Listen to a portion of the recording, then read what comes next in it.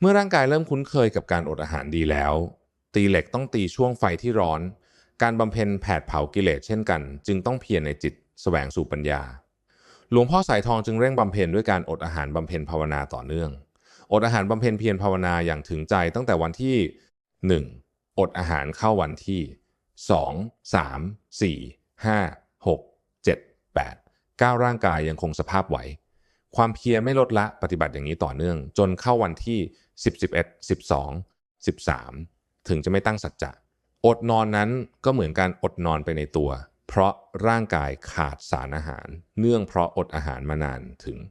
13วันท้องร้องจ๊อกจ๊อกจ๊อกเป็นการปลุกให้ตื่นตลอดเวลาความเจ็บความปวดประดังเข้ามาเวทนาไม่มีวันดับลงไปได้การพิจารณาด้วยปัญญาไม่ถึงจึงเหมือนถูกภูเขาไฟสุมนั่งก็นั่งไม่ได้ร้อนวูบขึ้นทั้งกลางวันกลางคืนแม้เดินจงกรมหวังให้อุปทานความยึดมั่นถือมั่นวางลงแต่เวทนาความหิวความอยากความกระหายยังไม่ดับลงจากใจการทำกิจวัตรที่เป็นหน้าที่ของพระสงฆ์สายพระป่ากรรมฐานนั้นหลวงพ่อสายทองยังคงถือกิจวัตรเช่นเดียวกับหมู่คณะไม่ขาดตกบกพร่องใดๆออกมาตีตาดใช้ไม้กวาดทางมะพร้าวปัดกวาดลานวัดกวาดตาดทำความสะอาดวัดไหว้พระสวดมนต์นั้นยังคงทำตามปกติความแค้นเคืองต่อกิเลสที่ฝังในจิตที่ยังไม่ยอมลดลงในขณะที่เดินจงกรมอยู่นั้นหลวงพ่อสายทองจึงตั้งสัจจะอธิษฐานเพิ่มความดุเดือดเข้มข้นขึ้นในจิตหากทุกนี้จะดับหรือไม่ดับให้เห็นต่อหน้าต่อตาไม่ว่าจะกี่วันกี่คืนก็ตามเราจะไม่ออกจากทางจงกรมเราจะไม่ขึ้นเหยียบทางเดินตามปกติแม้ฝนจะตกแดดจะออกก็ตามหากเราเดินจงกรมไม่ไหวแม้เท้าเป็นแผลเราก็จะคลานภาวนาไปแม้จะถลอกปอกเปิกเราก็จะนอนอยู่เกลือกเกล้าอยู่ในทางจงกรมจนกว่าทุกข์มันจะดับเราจะไม่ยอมขึ้นกุฏิถึงแม้ฝนจะตกแดดจะออกก็ช่างมัน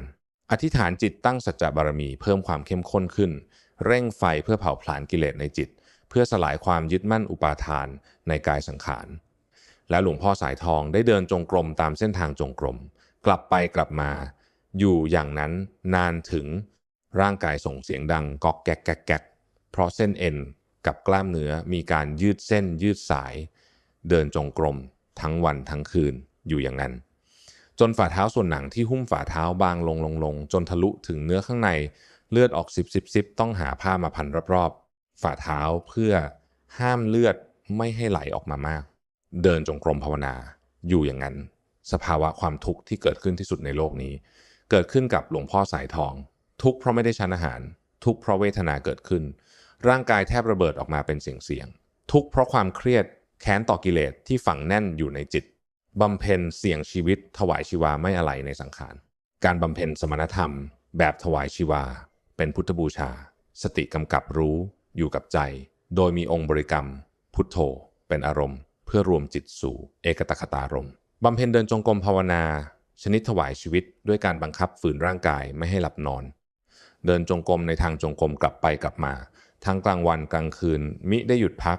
เดินจนฝ่าเท้าทะลุจนมีเลือดไหลซิบๆออกมาจากฝ่าเท้าเกิดความปวดแสบปวดร้อนทุกข์ทรมานกายยิ่งนักแต่ด้วยใจที่ไม่ยอมแพ้ในการต่อกรกับทุกข์ที่ยังมีอยู่ในใจจึงได้จัดหาเศษผ้ามาพันเท้าไว้ทั้งสองข้างเพื่อบรรเทาเวทนาทางกายเพื่อจะได้ภาวนาเดินจงกรมต่อไปทั้งวันทั้งคืนนิสัยของบรรพชิตมี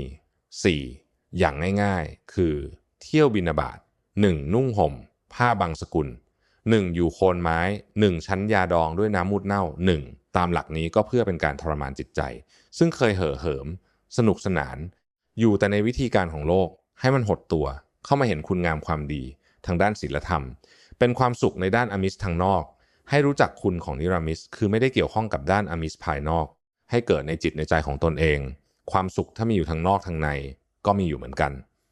ท่านจึงพยายามตั้งสติกำหนดพินิจพิจารณาให้เข้าสู่หลักใหญ่คือจิตใจปฏิกิริยาที่เกิดขึ้นเหมือนกับถูกเหล็กเผาไฟแดงๆมาจี้ไม้อยู่ตลอดหลวงพ่อสายทองผู้มีศรัทธากล้าหาญเด็ดเดี่ยวปฏิบัติเพื่อให้สิ่งที่สงสัยค้างคาใจคือเวทนาหายจากความสงสัยในจิตใจของตนเองให้ได้ถ้าหากไม่แก้ไขความสงสัยนี้จะแช่ในใจไป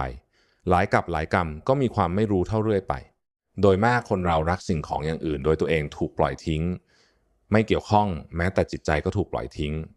หาแต่ของมาเลี้ยงร่างกายอย่างเดียวร่างกายก้อนนี้ก็จะตกไปเป็น ธาตุของเขาแปรสภาพไปเป็นดินน้ำลมไฟตามเรื่องของเขาอยู่แล้วทั้งที่เราเห็นกันอยู่นี้ผู้เกิดก่อนก็ไปเกิดหลังก็ไปตายไปเกิดพร้อมกันก็ไปกันมากแล้วตัวของเราก็ต้องเปลี่ยนสภาพไปแบบเขา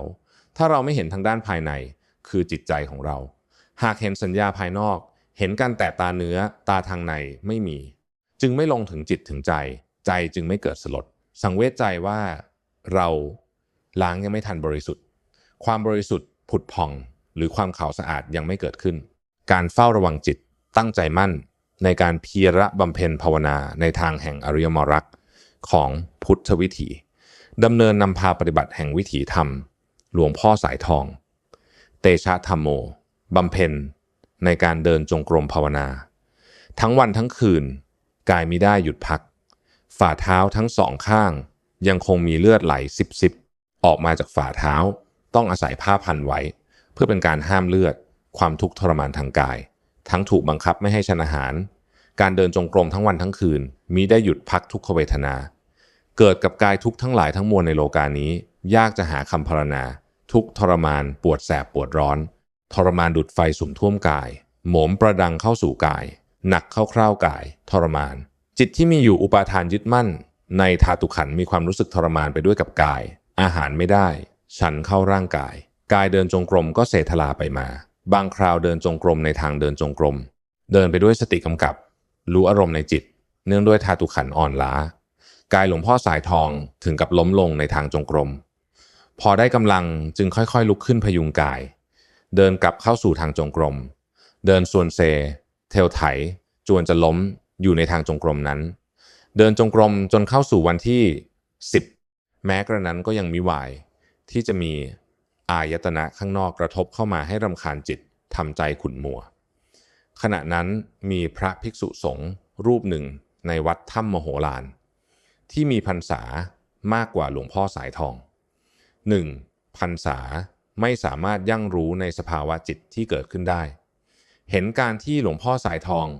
นำผ้ามาพันฝ่าเท้าเพื่อห้ามเลือดไว้แล้วเดินจงกรมอยู่อย่างนั้นตลอดทั้งกลางวันไม่ได้หลับนอนดังนั้นแต่ไม่ทราบถึงสภาวะแห่งการบำเพ็ญเพียรที่แท้จริงจึงเกิดจิตประมาทกล่าววาจาขึ้นมากระทบหลวงพ่อสายทองว่าเอาบักอันนี้มันเดินหมดวันหมดคืนไม่ใช่มันเป็นบ้าไปแล้วหรือมันบ้าไปแล้วโสตประสาทหลวงพ่อสายทองได้ยินเต็ม2 รูหูแต่กลับไม่ใส่ใจบอกใจตนเองเราอย่าไปโกรธเขานะหลวงพ่อสายทองหาได้ใส่ใจในคำติฉินนินทาไม่เพราะเข้าใจแห่งสภาวะโลกธรรมทั้ง8เป็นอย่างดีการเดินจงกรมภาวนายังคงดำเนินต่อไปจะหยุดพักร่างกายก็เพียงถึงเวลาฉันน้ำร้อนน้ำปานะเท่านั้นที่จะยอมให้ร่างกายได้หยุดพักผ่อนการบำรุงธาตุขันธ์ด้วยอาหารต่างๆนั้นธาตุขันธ์ไม่มีโอกาสได้รับสภาวะธรรมปรากฏในจิตหลวงพ่อสายทองขึ้นมาทุกมันเป็นที่ใจหรือมันเป็นที่กาย